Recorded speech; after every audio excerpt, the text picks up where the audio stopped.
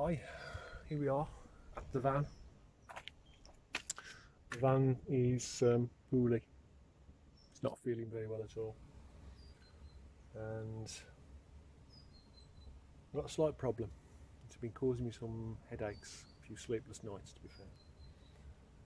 And the reason for that is that at the end of this month, this place, which is stay quite a considerable amount of the year,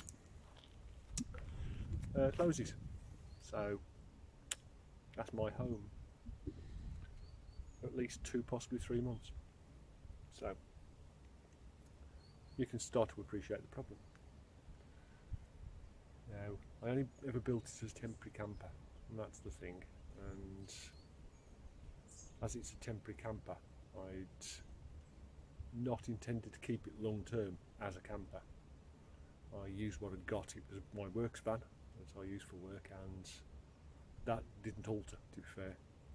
The amount of tools I carry and all the tools are still pretty much in the same place as they always were. But I've managed to build a bed and all the facilities in the back, as you've seen in other videos. You can watch those. But it's not a happy van. Let me show you the problem.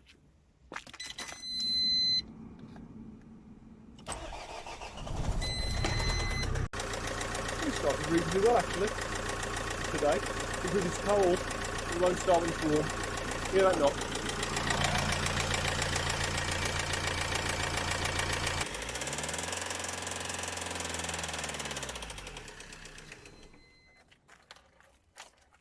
Not a happy van.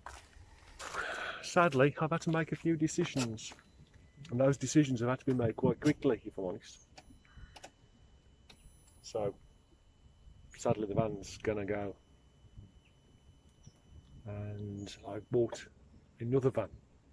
The problem is that the other van I bought is a standard panel van, and it's got no insulation in, got no facilities in. This is now the 16th of December. And I leave here on the 31st. With Christmas in the middle, it doesn't give me a lot of time because a lot of things seem to close. During lockdown, a lot of things are closed anyway. But so it's definitely a challenge, should we put it that way. So, we'll see how we get on. Wish me luck, I may need it.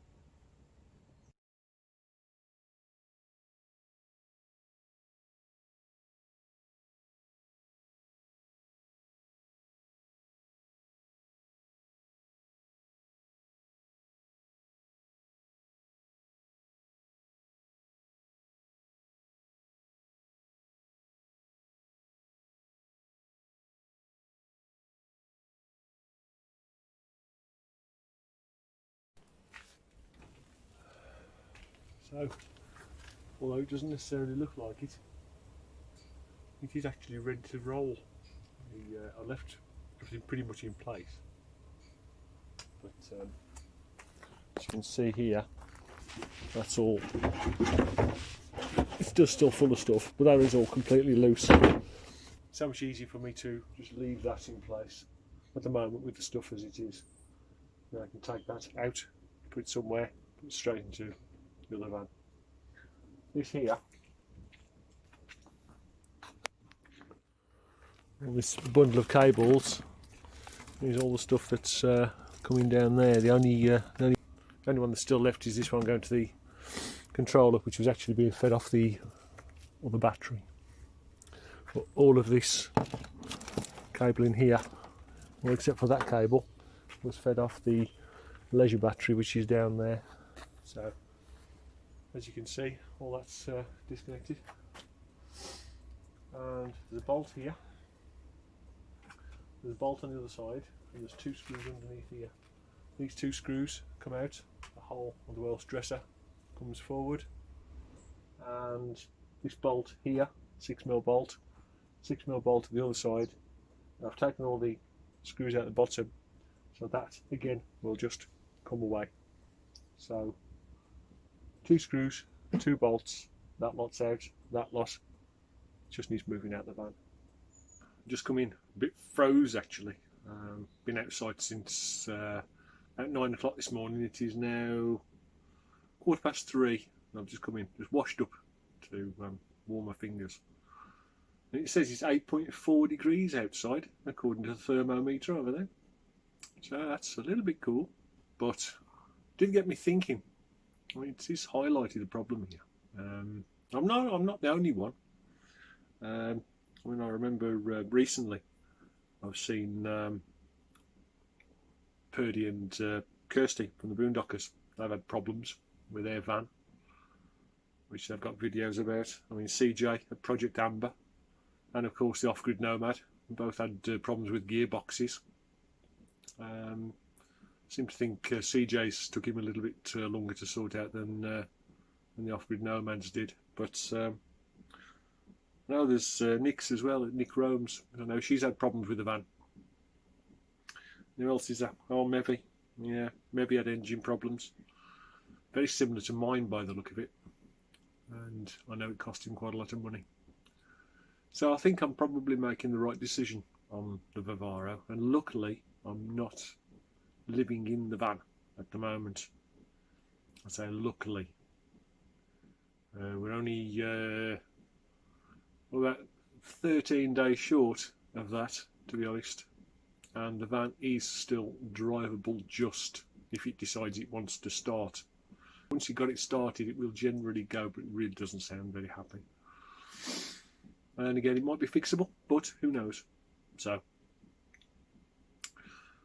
new van on the way.